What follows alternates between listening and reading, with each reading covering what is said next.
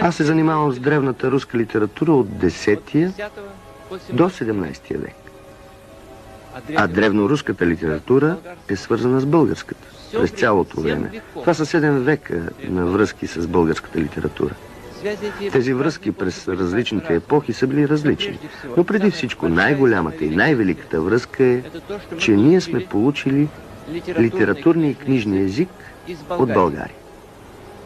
Несъмнено е, че нашето богослужение, нашата книжнина са били пренесени у нас преди всичко от България.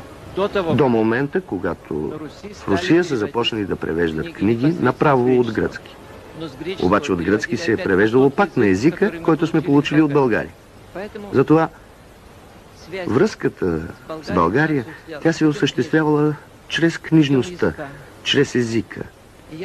А според мен и по други пътища, чрез изкуството, разбира се. Чрез изкуството на пеенето, на богослужебното пеене.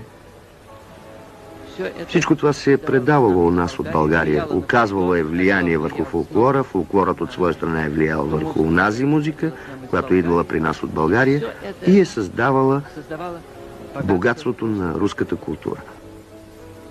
Епохата на златния век на българската литература е била забележителна в областта на езиковото творчество.